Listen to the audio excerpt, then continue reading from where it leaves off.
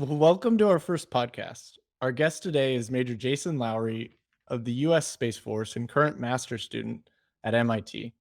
He's on our show to talk about Bitcoin and its strategic importance for national defense. Jason, welcome. Hey Rob, thanks for having me as your honorary first guest. I'm wearing a hoodie. I haven't shaved and my hair is out of regulations. So I'm honoring the first time I actually ever met you, which was in Catalyst campus for an official you were a military officer at the time. You did not show up in uniform. You did not even show up in a suit. You were not shaved. Your hair was out of regs. And I'll never forget meeting you that way and being impressed. And I liked you instantly from that So moment. what impresses you is what does the opposite for other people. Thanks for sharing. Yeah. So yes or no question for you. Do you believe your work, while in the Space Force and while at MIT has influenced at least the beginning groundwork of US policy? Oh, I know there are people in powerful places that are listening. So I think a lot of that gets back to why I very much wanted you on this show. This is a show about innovators, and I find it very impressive that an active duty major has found a niche that you are passionate about, has found a way to within the system to be allowed to innovate. Talk to me about the steps it takes for somebody like you to be put into this position to influence things on a national or, in this case, international scale. Well, I can tell you how it started. It started with me defending that ridiculous kid who showed up to work in a hoodie and unshaved. Because you first have to recognize the people with good ideas. You have to have the courage to support them, especially if they're iconoclastic, because the good ideas are going to be iconoclastic. This gets back to strategy versus operational effectiveness. A good, innovative, strategic idea is not one that looks more efficient.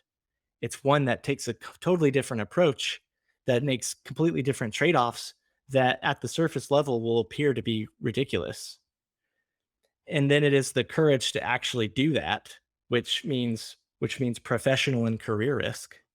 So like I took some pretty significant risks as the captain on staff, trying to make sure that we take AFRL seriously, that we take Space Camp seriously, that we take Platform One seriously, and all the teams and stuff that people like you had formulated, these other innovators, like to support and defend them and actually like engage, but at the opportunity cost of supporting the actual programs. Like I got yelled at. Like I had a verbal counseling. Me and our other friend that we were called in by my supervisor and she yelled at us and she was so angry, like she had tears in her eyes, how furious she was that we had been spending so much time supporting you over the multi-billion-dollar program of record.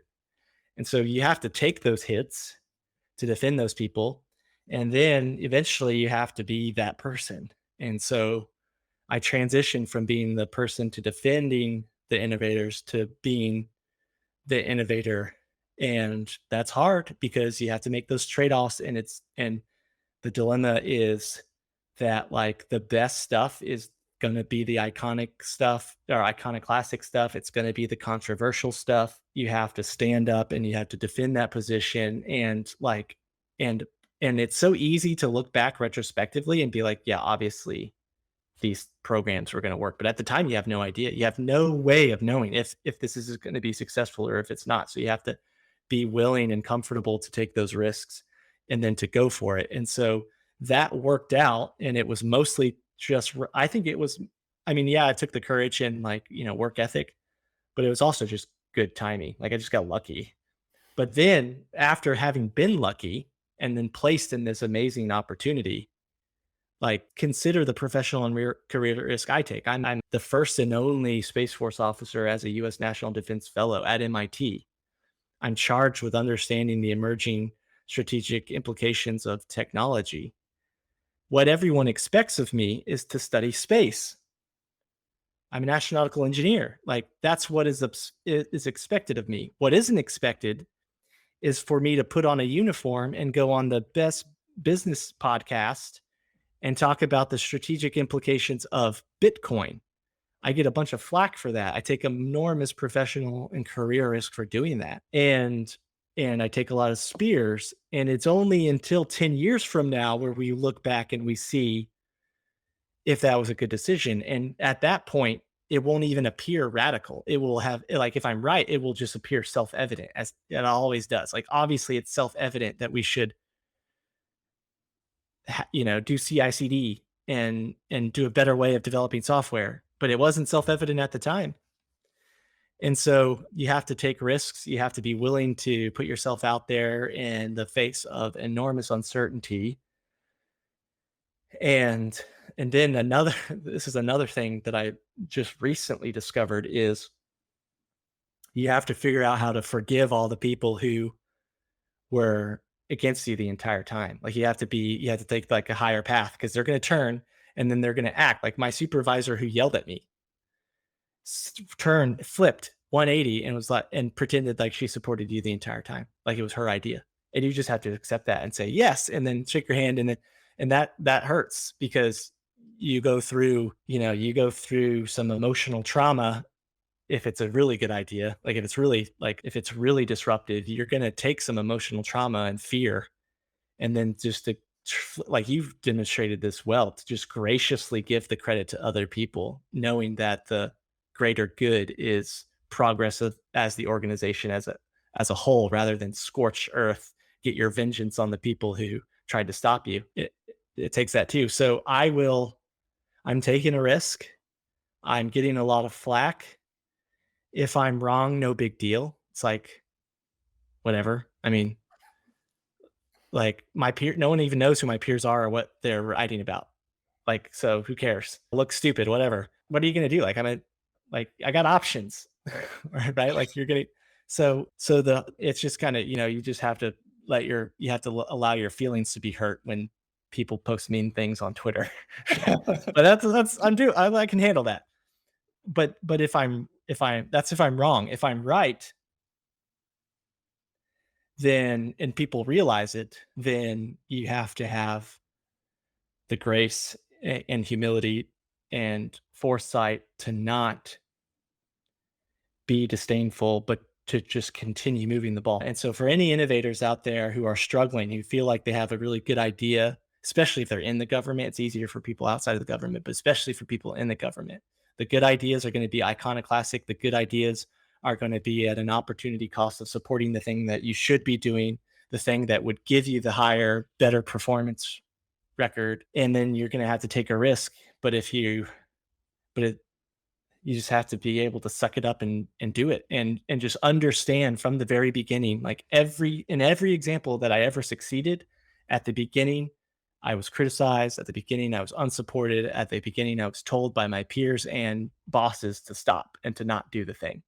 And that's just a precondition to innovation. And you just have to, like, if you go down this path, know that it can become a lonely path, and have the courage to deal with it. When people hit that low point, because I'm sure you and I have both been there, what advice would you give them, or possibly even wish you could give yourself over the last couple years? Yeah, when you hit that low point, I don't want to say, like, don't take it to heart, because for me, the criticisms and stuff was empowering. It emboldened me and made me want to try that much harder. So, like, anytime people tell me I'm stupid for saying Bitcoin is a national strategic imperative, that just makes me double down. Like, I just want to, like, I'm just going to make my thesis that much better because he told me that.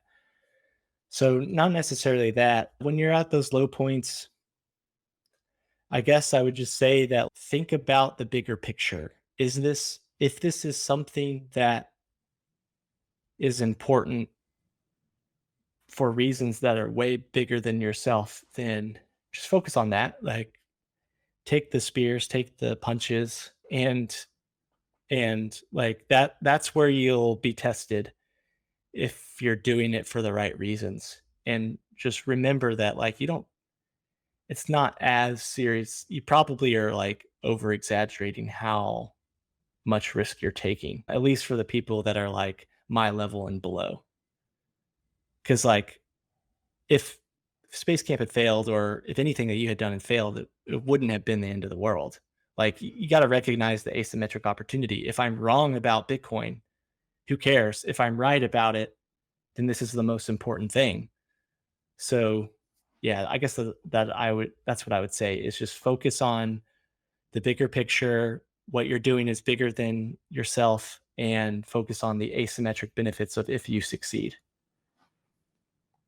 So I was trying to figure this out. You're active duty and you're currently working full time at MIT. Can you explain that for me? Yeah, I have the best job in the entire DoD. Like it's the coolest job. I get paid full salary to go to MIT to study the strategic implications of emerging technology on defense. In this case, specifically to study Bitcoin full time, to write a master's thesis. And I'm extremely thankful for this opportunity. The reason I got it is because every year, multiple military branches actually send engineers to MIT and what's called a National Security Fellowship.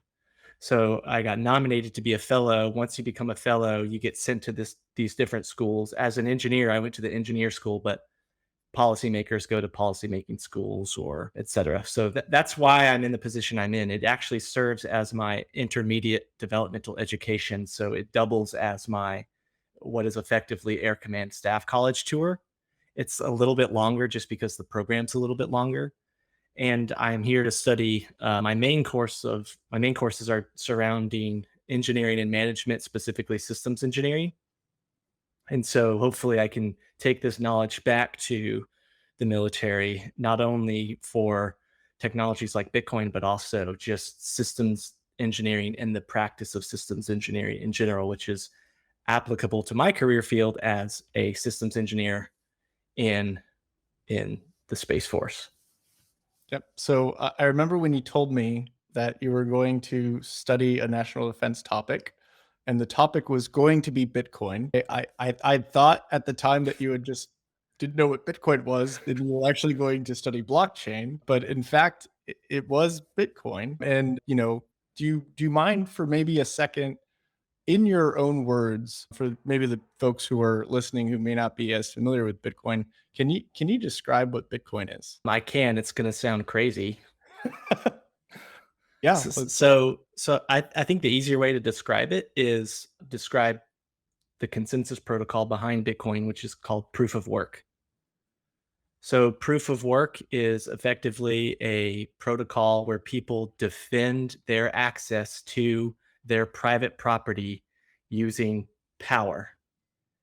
And and so what Bitcoin effectively is a new way for people to have and defend their access to private property using power projection to achieve zero trust and egalitarian control over their private property. But what makes Bitcoin so special is this proof of work power projection is purely electrical. So we have a so and my thesis will get into this, and this is where the part where it sounds crazy is, in my opinion, what Bitcoin effectively represents is the emergence of a new private property control structure that supplements war, that supplements the traditional way that humans achieve zero trust and egalitarian control over their private property using power, which is what our career was and still is, which is through kinetic power. And so that has always been the way that I viewed Bitcoin from when I first read the white paper. I read this guy who said the word attack 25 times in 8 pages. That's the white paper says the word attack or attacker 25 times in across 8 pages. He describes how honest people can use their computational firepower to defend their access to property. And and that's what clicked for me. And I just thought it was a beautiful, beautiful description, and maybe a way that not just people but also organizations and nations in the future can achieve zero trust, egalitarian, secure access to private property in the future that could supplement the legacy system. And and so that was years ago, and I just kept on like studying, and I got to the point where I could articulate it decently well, but not in a way that really resonated with other people. And so my goal here at MIT and as a US National Defense Fellow is to help people understand a new framework for for understanding Bitcoin that could affect policy. Because what we see now, especially, is we have a presidential executive order. We have multiple different government agencies that are now being told to develop a policy framework or new policy for cryptocurrencies in general, but also to include Bitcoin.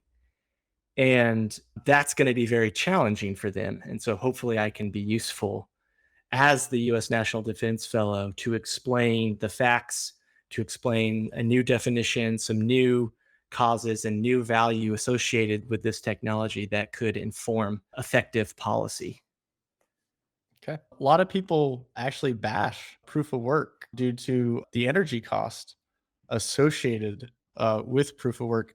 Can you, first explain what proof of work is, and then talk about, in your opinion, is proof of work wasteful? Yeah, okay. So the first question, what proof of work is? When you look at any type of blockchain, most types, you run into a problem, which is, especially in a decentralized system, all these different nodes have to figure out which blockchain, so first of all, what's a blockchain? A blockchain is simply a distributed ledger.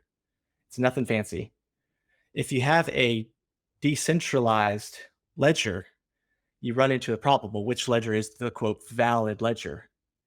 And so the way most blockchains work is the valid ledger or the valid blockchain is the longest ledger or the longest blockchain, the one with the most record. Okay, so that creates a systemic security vulnerability. If you have a consensus protocol where all the nodes simply agree that the longest chain is the valid chain, then you create a systemic vulnerability where if a person or a bad person develops some scheme where they could routinely have the longest ledger, then they can actually cause havoc. They can effectively gain control of the ability to write the ledger, to always have control of the valid ledger, and then they could abuse that control. They could deliberately withhold transactions from the ledger, otherwise valid transactions from the ledger, and effectively denial of service attack honest, valid transactions. And so there's a trade-off there. You have to achieve consensus somehow. Everyone has to agree on what the valid chain is. If you use longest chain as valid chain consensus protocol, you have to understand there is a systemic security vulnerability associated with that consensus protocol. And then you have to find a way to remedy that systemic vulnerability. And the two most popular are proof of work, which is what's used in Bitcoin, or the other one that's super popular is proof of stake. So in proof of work, the longest chain is associated with the most power. Basically, the power projectors have the right to write the ledger. And in proof of stake, the people with the fattest stack of Ethereum, let's just call it, because that's the largest proof of stake. The people with the fattest stack of Ethereum get to write the ledger. And those are two differences. So that's point number one, is you have to find a way to solve this systemic security vulnerability. Then the question becomes, well, what's the best way to do it? And the proof of work, like bashing, the people that bash proof of work for being energy intensive, I think do that because they fundamentally don't understand how property defense works from a first principles like physics viewpoint. They actually legitimately believe that proof of stake is a viable substitute for proof of work.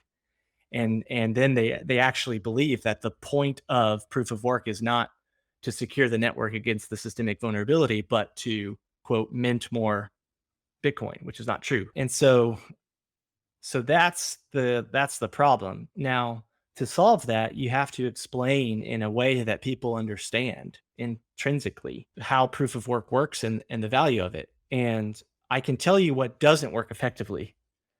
What doesn't work effectively is what I just did to actually address, okay, what's a blockchain? What's a ledger? How does longest chain equals valid chain consensus protocol work? What's the best way to secure it?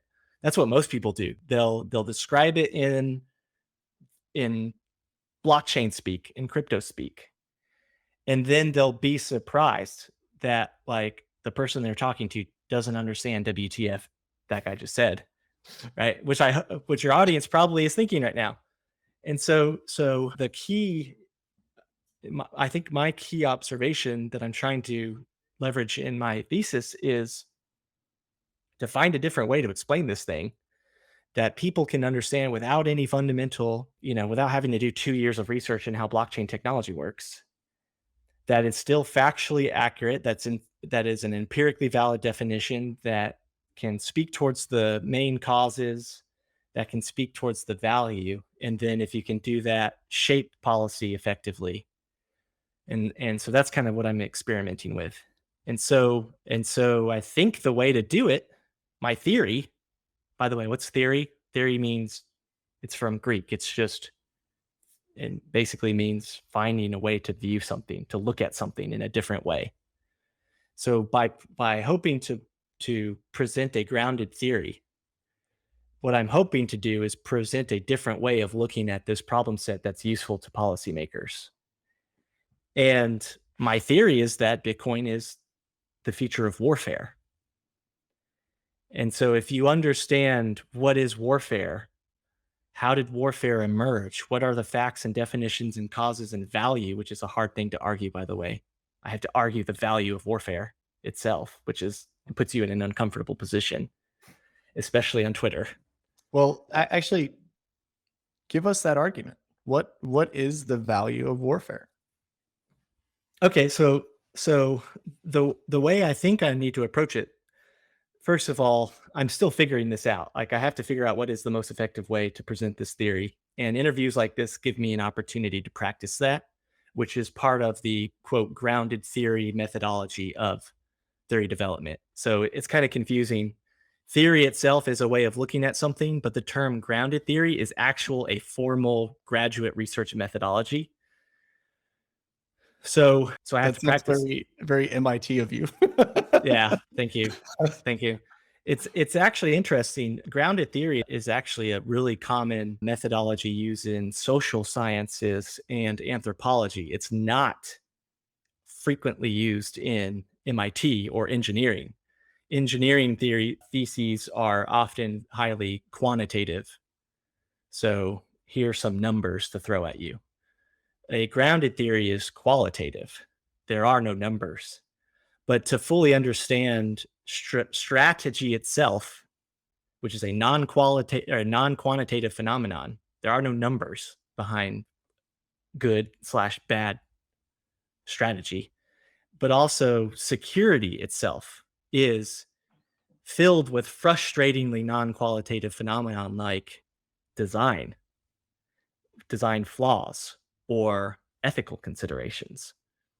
So it's actually kind of interesting. I'm presenting an engineering thesis that doesn't use a quantitative methodology. It uses a purely qualitative methodology that's frequently found in sociology and anthropology, but it's the only effective methodology I think I can use to explain the socio-technical value of Bitcoin, which can then be used to shape strategic policy.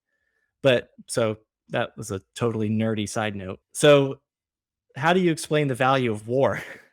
That's hard. I think the way to do it is to focus purely on the physics, to go back to first principles and try to understand how war emerged, what it's used for, and what are the shelling points in war. And so I'm going to turn this back on you because you're the guy, you're the doctor in physics. You tell me what is war from a first principles physics standpoint. A lot of my opinions are actually formed off of listening to you speak and marrying that to my own background. And I would say that at its very basic form, it is defense of either property or perceived ownership, traditionally using a kinetic effect. Right. Yeah. I can tell you've been listening. But I can't think of any other simpler way of putting it. Is people perceive to own something, whether it be land or money or a right to something. There is a perceived ownership of a resource or a property to include your life, to include your values, and you defend your access to that thing, or you define your ownership of that thing through the projection of power in watts, in joules per second. What's interesting about this is you can tie this back not to 6,000 years of agrarian society or 200,000 years of Homo sapiens.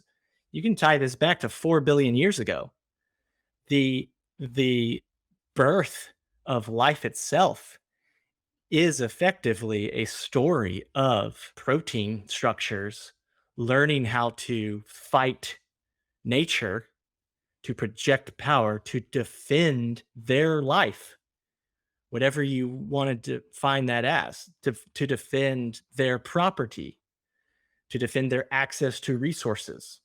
If you take a spoonful of water and look at it under a microscope, you will see single celled organisms that have existed for billions of years in a giant unicellular bloodbath. They just are just murdering each other nonstop. And we look at it like, oh, interesting, but we don't feel bad about it because why would you feel bad? They don't perceive pain.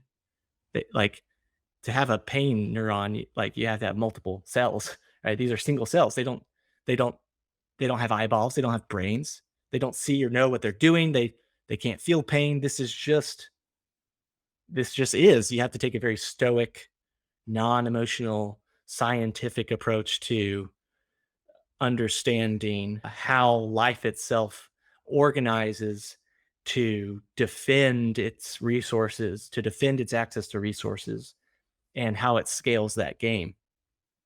And so, what's cool about Bitcoin is we've effectively created a new resource or a new form of property. And this isn't just true for Bitcoin, this is true for all cryptocurrencies. We're forming a new digital property, a new digital resource. And it's forcing humans to reevaluate, what does property even mean? What does ownership even mean? And that gets real confusing real fast. And so you have to dial it back. Well, how did property emerge? How did life organize itself to defend property or to gain access to property? How do you know if something is owned or if something isn't? The concept of ownership, the perception of ownership existed before humans did. So you don't need laws. You don't need spoken word or written word to define what ownership is. It's something that transcends that because animals fight over property all the time, fight over resources. And so my observation is, well, let me ask you. There's a dog. You're in a house. You're in someone's house, and there's a dog, and there's two things on the ground, and you pick one up, and the dog doesn't care. It's just sitting on the couch doing whatever you want. And then you pick up this other thing off the ground, and the dog looks at you and snarls. Okay. Which of those things belongs to the dog? Probably the thing that got its attention. Yeah, the thing it started snarling at you about. So the way you perceive what the dog owns is the power it projects to defend its access to that thing. When you pick up a dog toy in front of the dog and he believes that's his dog toy, he'll snarl at you. He's reminding you that is mine. Do not take that from me. Okay, does that make sense? Yeah, yeah, So like so no, you're good. ownership itself is an abstraction. It's an idea that resides in the brains of whatever animal is claiming to own something. And the only real world physical manifestation of this concept of ownership is the power that the thing will project to defend its access to that thing that's supposedly owned. Okay, this is how nature works. You you take a dog into the Siberian wilderness, and it smells a tree and it smells the urine of a wolf. That dog will be scared. Why is that dog scared? Like that dog knows he's not in friendly territory. That dog knows that some other creature has ownership claim over this territory, or life is organized around this property that you can't own. Well, let me ask you this. So, is it true that you actually own something if you can't access it? I would say perceived ownership can still exist, and possibly multiple people, countries even, may have perceived ownership over the same thing. Isn't that interesting? So, if you have a perceived ownership of something and you cannot access it, but someone else can, and let's say you both have perceived access or perceived ownership of it, one has access, one doesn't, can't defend access, one can. Who owns the thing? How do we Pulse- achieve how do we achieve consensus on who owns the thing? So that brings me to another question then, just to hammer that point. What is the military equivalent to proof of work? So, these questions that we're asking, these rhetorical questions, we're framing, we're trying to get down to the root of what does ownership mean? What does property even mean? How do you decide what is the legitimate claim to the state and chain of custody of any underlying resource or property? Then we've established that humans, for whatever reason, tend to just achieve consensus. Those who project the most power to defend their access to property are they earn the right to claim legitimate state chain of custody of that underlying property. Okay.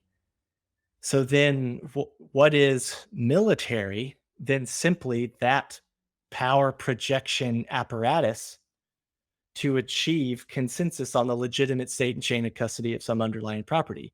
Said differently, what is the military than just a bunch of people trying to agree on the legitimate state of custody of property in a zero trust and egalitarian nature. So what does that mean?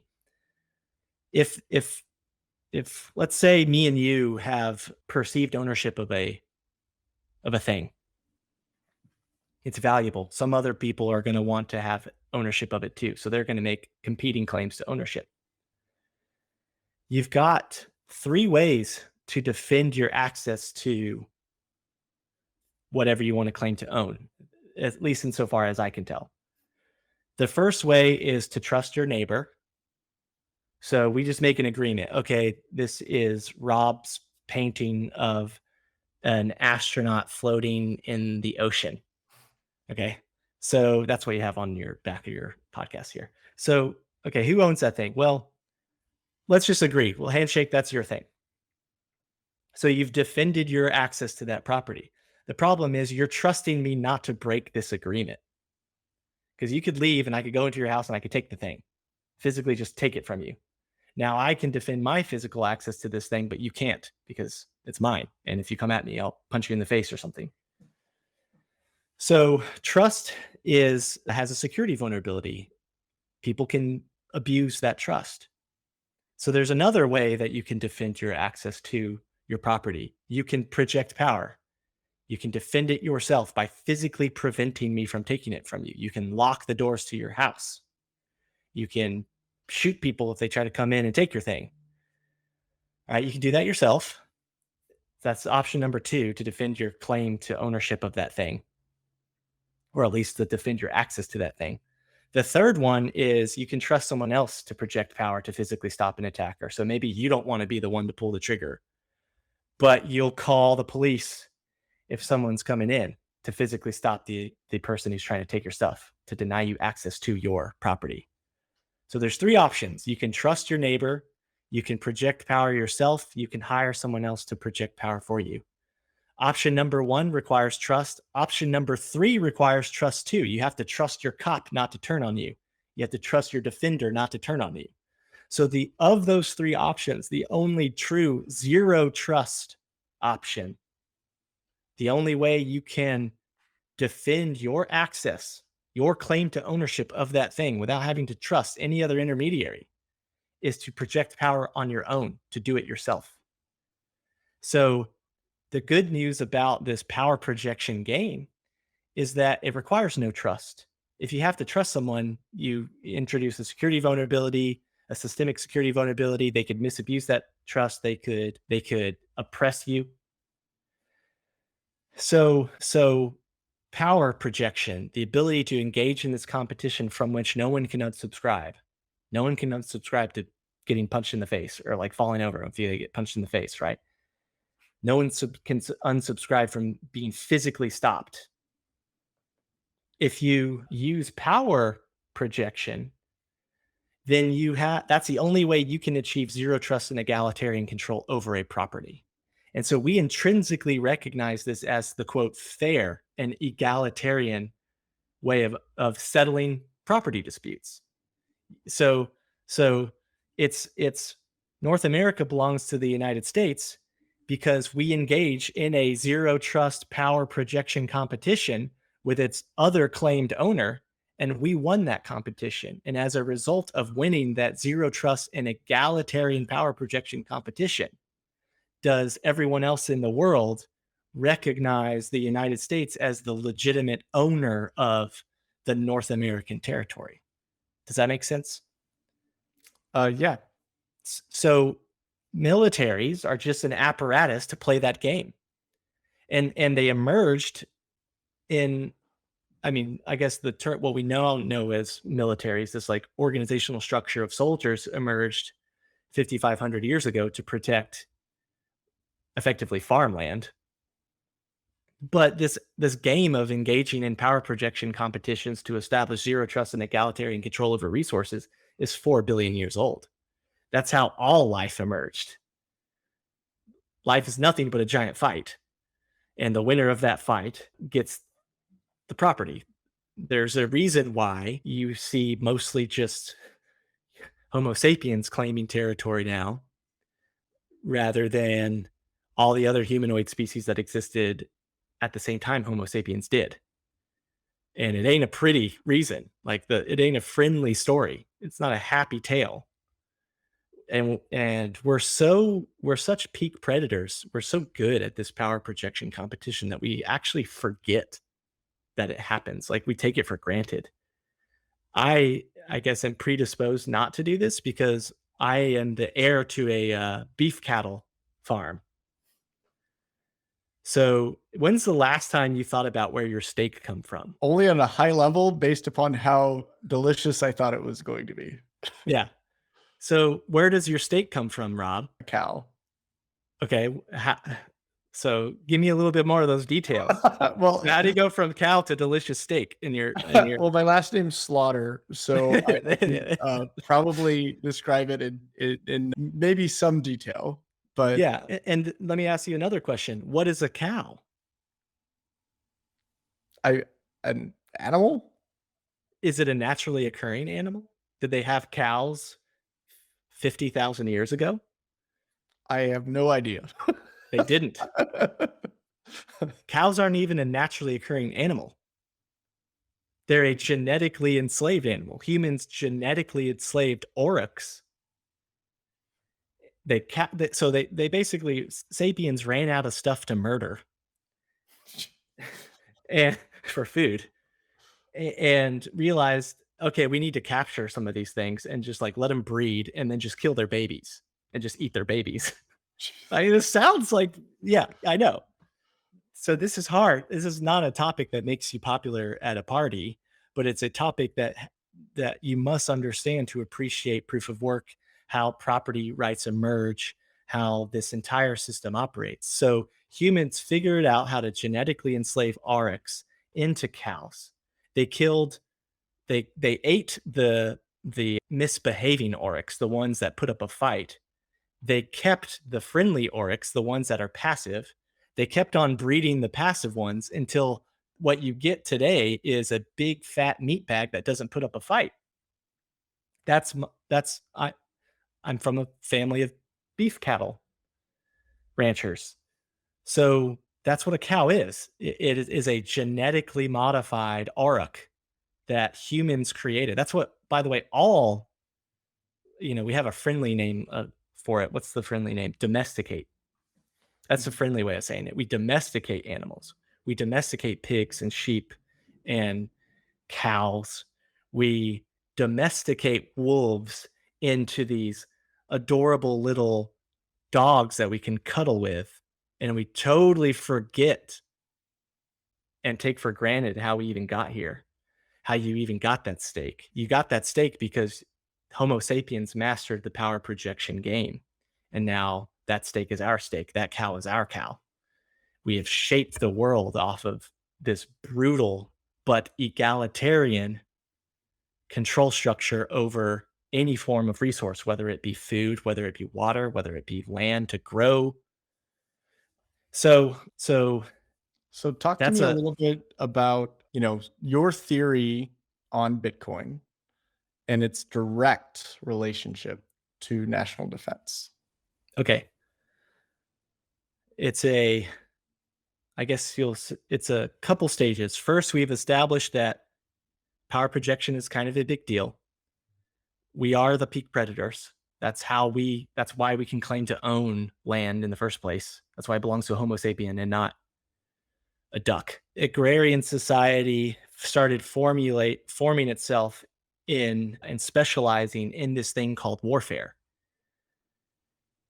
We started having specialized jobs like soldiers, and but the whole role was super simple. You just project power to defend your ownership over property. That's what wars are fought over, is effectively defense or disputed ownership of resources or property.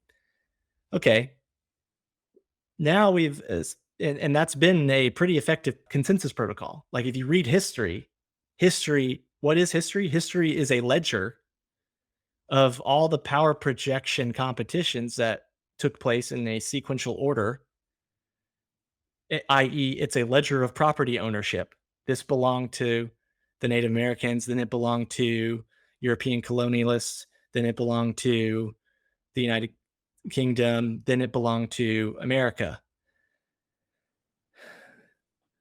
Now we fast forward that game all the way up to the invention of electricity, of software, and now the invention of digital property.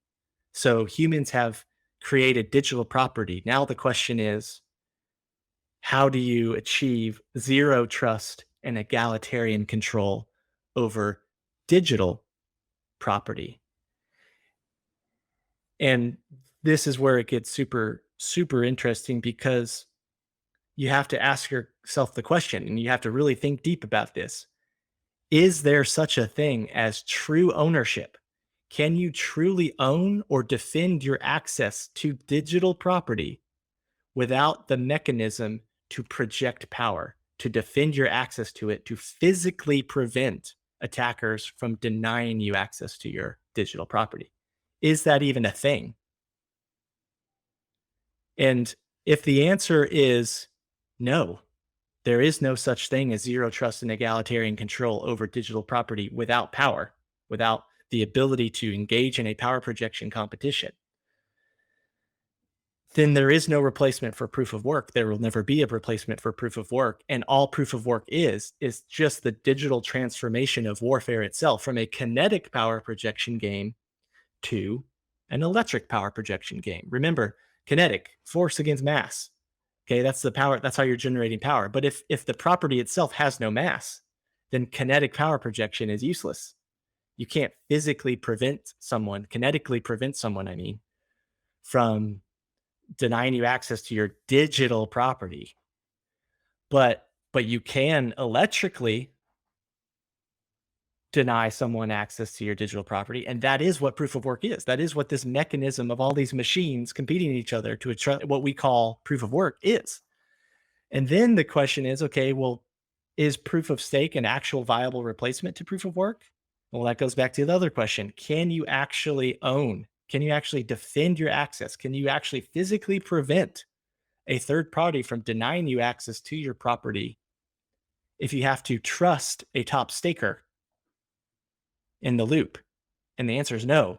It like baffles my mind that this is even a conversation I have to be having, but apparently it is. And so I'm going to write a thesis about it. So right now, the US military does power projection through a variety of means. Some of it is, cyber, some of it is kinetic. How then does Bitcoin relate to the current policy? Yeah. So this is something that comes up a lot. People just don't realize that kinetic, like we already have cybercom, we already have electronic warfare.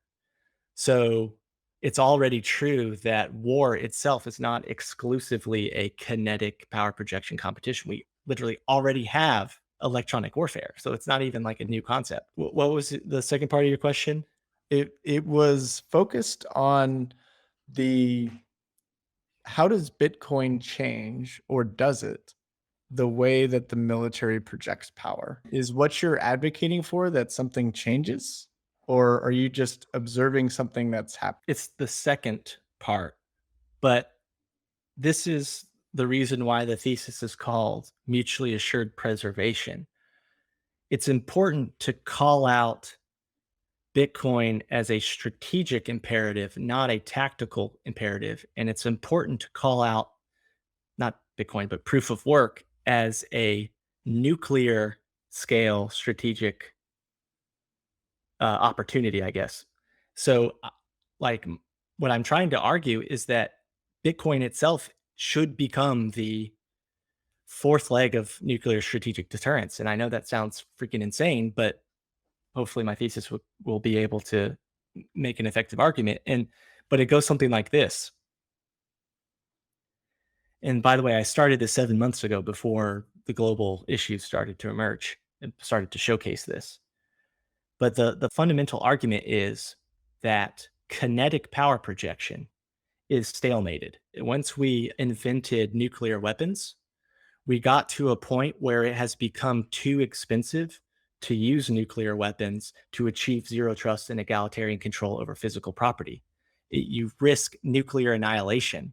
So if we ever got into a territory dispute or ownership dispute with a nuclear power, that's a scary situation for obvious reasons.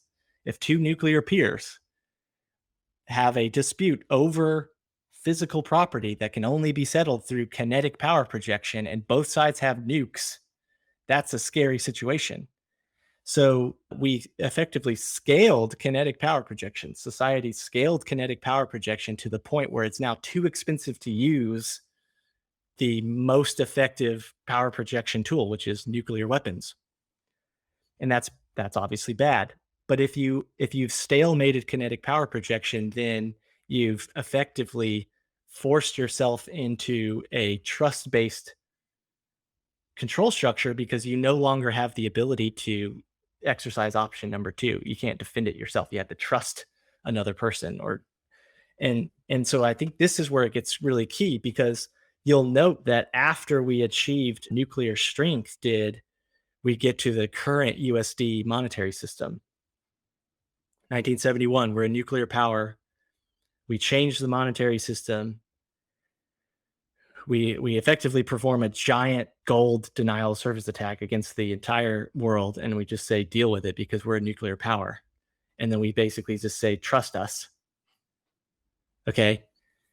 The problem with that now is you're trusting the United States not to denial of service attack you. You have to because you can't physically countervail them because it's too dangerous. You can't nuke the United States. That's not going to work out for anybody. Well, for anybody.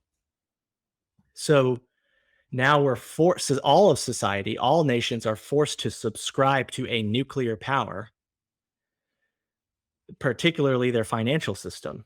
And so they have to trust that nuclear power not to denial of service attack them from that financial system.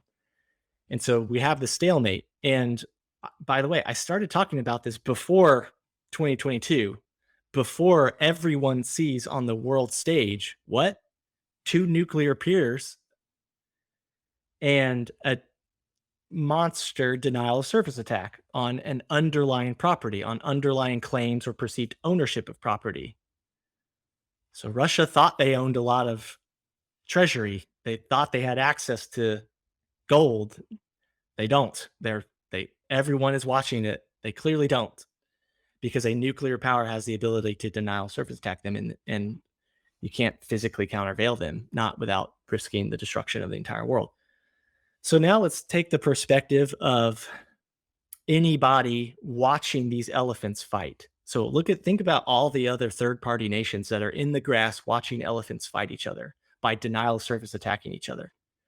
You've got China and Russia pivoting. They're going to get themselves off of this denial of service network called the United States dollar. They're going to maybe reprice their exports in digital yuan, for example. They're already talking about doing that. The problem for any third party nation is that you still have the same security vulnerability where you have to trust some nuclear power not to denial service attack you on that your claimed ownership or access to the underlying property. So if other third party nations pivot to a digital yuan standard, they're still going to be vulnerable to Russia or China denial of service attacking them. Okay. And so recall, we're talking, what we're fundamentally talking about here is what is property? What is ownership? Is it really yours if you can't defend your access to it? What does your claim to that thing mean? Does it matter? Yeah, Russia can claim to own all the hundreds of billions of dollars that are now locked from them, but do they really own it? Ask. So these are interesting questions. Enter Bitcoin. Bitcoin, yes, creates a digital property, but that's not what makes Bitcoin special, in my opinion. In my opinion, what makes Bitcoin special is it reestablish a zero trust egalitarian control structure over property, meaning nations, so long as they can put a rack of ASICs and run a mining network or a hashing operation, they can physically guarantee their access to the underlying property without having to worry about a denial of service attack. Like, so long as you have the right to mine Bitcoin to what is effectively write the ledger, you can guarantee that your transactions will clear. And that's the whole point of Bitcoin. That's the entire point. Remember, the word attacker came 25 times over 8 pages. The entire paper is describing how honest users can use their computers, their CPUs, honest CPUs to project power against attackers to preserve their access to their underlying property. And so that must mean two things. One, that Bitcoin itself or proof of work represents a functional surrogate to war. So instead of machines fighting each other in a kinetic power projection competition to settle some property dispute, you just have machines fighting each other in electric power competition to settle some property dispute. But more importantly, the kinetic power projection competition is stalemated, is already stalemated. No amount. You can get more efficient. You can have the most effective drone swarms, human out of the loop. Totally, like that's what Space Force is. It's non-lethal drone warfare. But let's say Air Force, you get a bunch of quadricopters with like missile launchers on them, and they're powered by AI and every buzzword you could possibly think of.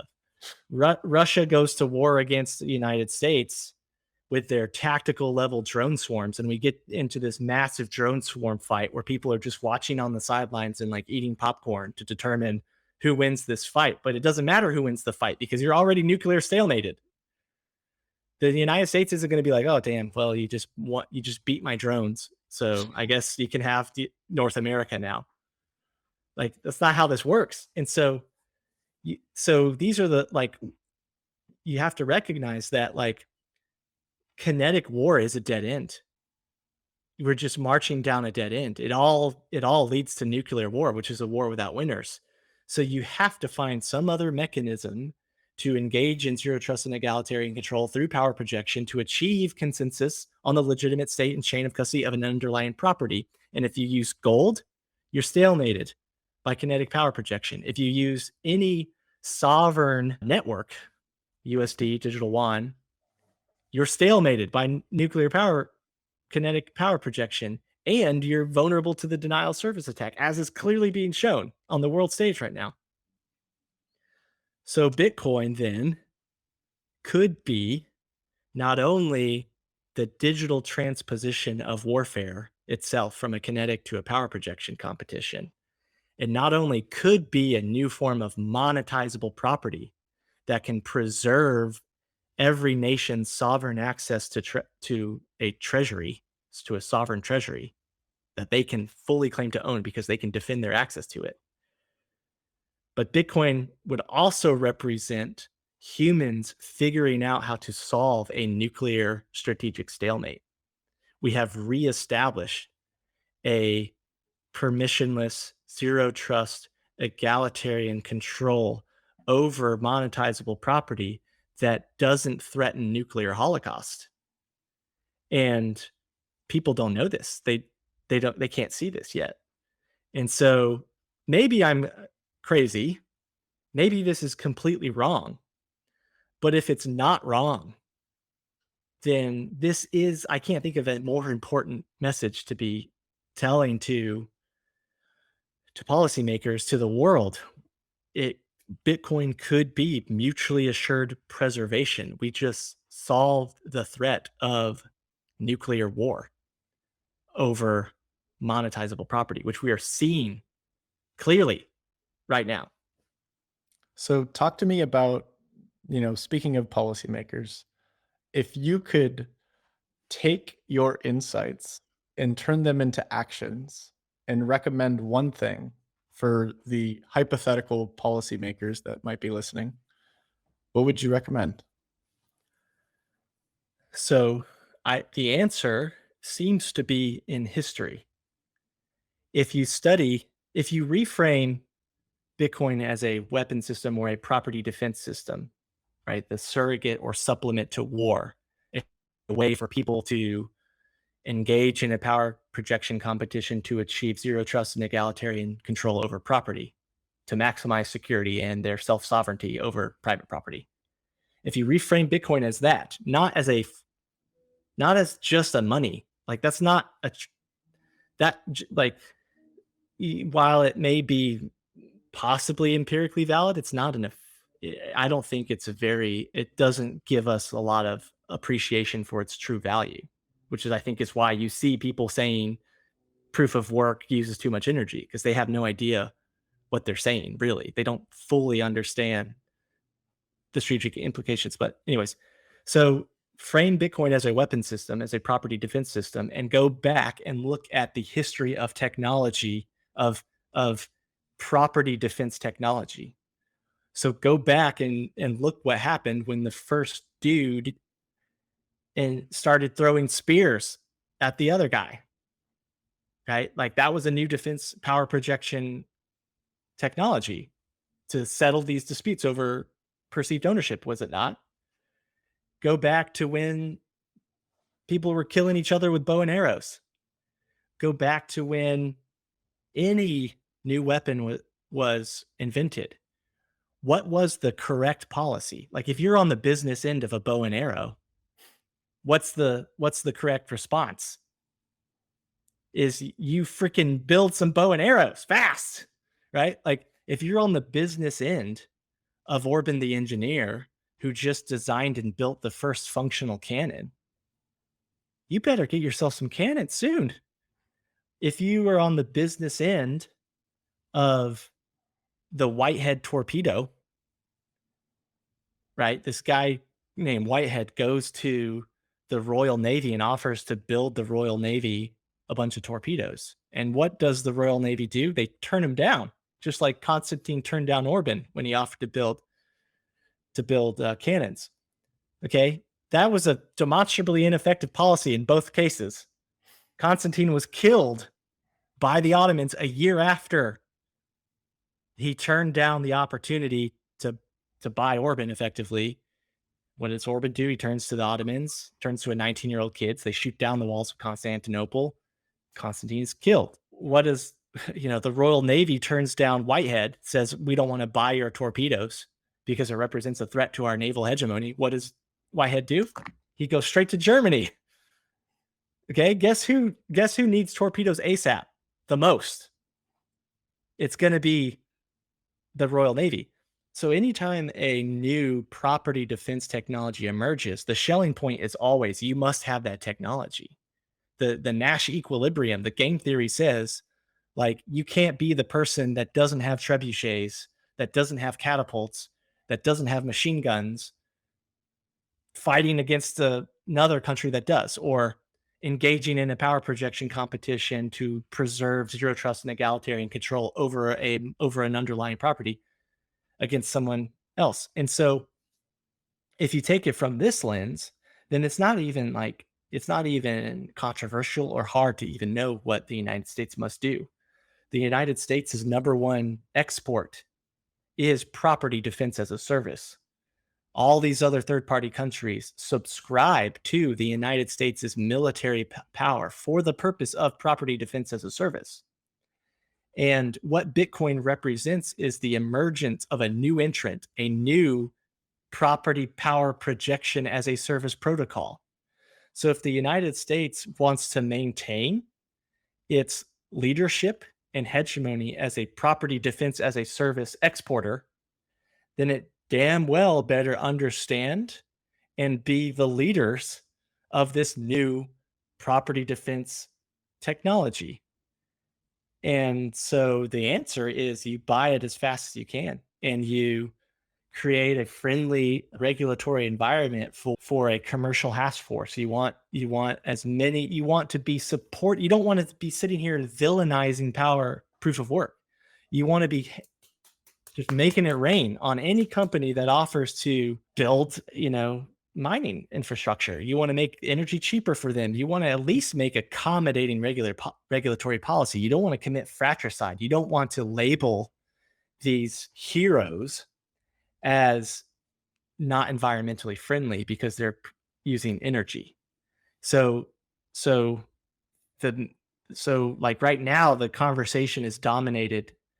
Everything in politics right now, especially when it revolves around like technology, is environmental effects, social effects, and governance, ESG.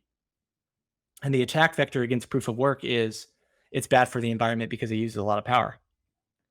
But the social element, the S part of ESG, in my opinion, trumps the E part. Yes, it uses a lot of energy, but most of that energy is demonstrably green. It's renewable energy, so who cares? Like, we can prove that the carbon footprint of the electricity that's going into Bitcoin mining is like the greenest electricity of any industry. But even if you do, like, throw that all away. Isn't it better to pay an electricity bill to defend people's zero trust now egalitarian control over underlying property than it is to put our friends on the business end of the gun? You're trading, you're making a trade-off. Do you spill blood to defend our zero trust and egalitarian control over monetizable property? Do you risk nuclear annihilation, or do you pay a freaking electricity bill? And it's like obvious if you frame it like that, what the right answer is, what the ethical answer is, what the most ESG friendly like answer is. The answer is, damn it, build more, use more energy. And by the way, the emergent properties of this, like the second and third order effects, what are the second and third order effects of kinetic power projection? It's blood, it's dead people, it's rubble, it's destroyed infrastructure, it's years of reconciling hatred between different societies. But what's the second and third order effects of burning electricity? Like scaling this massive electricity power projection competition. It's cheaper energy, it's more infrastructure, it's it's less risk of denial of service attack, of surveillance, of all these real world problems that are clearly shown if you just take a second to actually understand this technology. Awesome. So, closing question for you. You're our first guest of all time on this podcast. Anything you'd like to say, or maybe give the listeners a reason to keep listening? Yeah, I mean, I guess what I would say is something that I'm discovering is that the the art of innovation, the art of setting precedents, of breaking boundaries, of moving society forward, especially from a technological lens, is learnable, is repeatable. And so, like, you should keep listening to pick up those lessons, because if it's learnable and repeatable, that means you can do it and you can do it again and again and again. It's not exclusively just luck or intuition or being in the right place at the right time. There are ways that you can actually master this. And I took that seriously from when I started reading about like innovation or design thinking or all these other types of things years ago. And here I am. Like it works. The stuff is, I can't always explain how it keeps on working, but it definitely does. And it's like at a certain point, it's not luck. At a certain point, it's you're doing the right thing. So keep listening to understand what the right thing is. Thank you, Jason. It's been an absolute pleasure and honor. You're uniquely special in this world. You're mission focused, you're passionate, you're brilliant, and quite honestly, you're willing to take a lot of risks for the betterment of the nation. So thank you so much, Jason, for your time. Thank you, Rob.